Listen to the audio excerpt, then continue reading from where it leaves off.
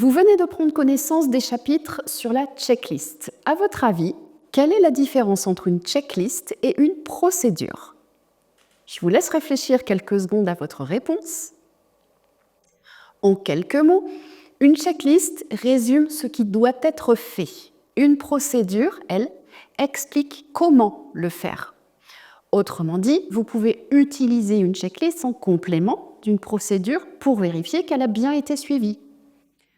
Une confusion pourrait être faite entre procédure et processus, mais les deux notions sont différentes également. Un processus, c'est une suite d'actions globales pour atteindre un objectif. Une procédure, c'est une série d'instructions pour réaliser l'une des tâches de ce processus. Si je passe à une définition plus formelle, une procédure permet d'assurer un mode de fonctionnement identique dans toute l'organisation, ainsi qu'un résultat constant pour une opération donnée. Elle définit et répartit les responsabilités pour des tâches précises. Il n'est pas utile ni nécessaire de décrire toutes les activités sous forme de procédure, ce serait chronophage. C'est votre objectif qui va déterminer de la nécessité ou non. S'il s'agit de prévenir un risque d'insatisfaction client ou non-conformité de produit, alors la procédure est utile. S'il faut standardiser des méthodes ou un fonctionnement pour optimiser des performances, alors la procédure est utile.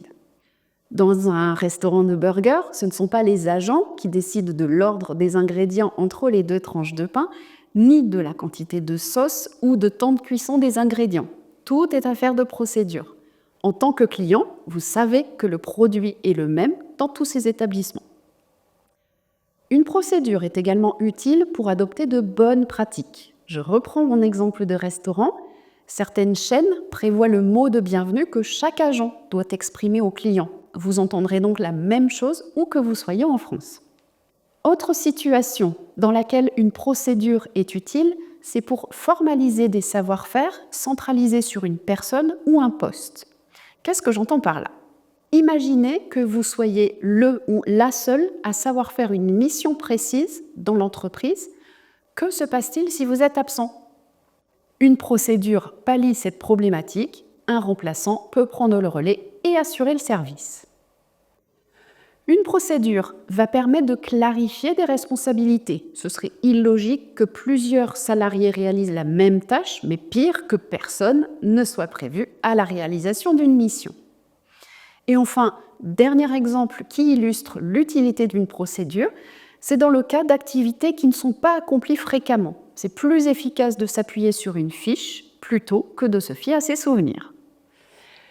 Une procédure va donc vous permettre d'atteindre des objectifs, qu'il s'agisse de reproduire une activité, de contrôler une activité ou d'optimiser une organisation.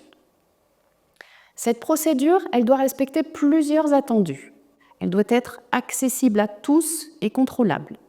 Elle doit répondre aux exigences de l'entreprise et créer les conditions d'une application efficace. Elle doit faire référence au partage de règles communes. Elle doit s'identifier en tant qu'opérateur auprès des autres opérateurs.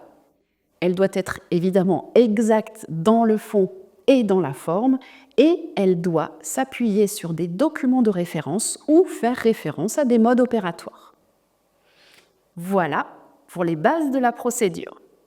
Et si nous passions maintenant à la méthode de rédaction ? Je vous invite à ouvrir le chapitre suivant.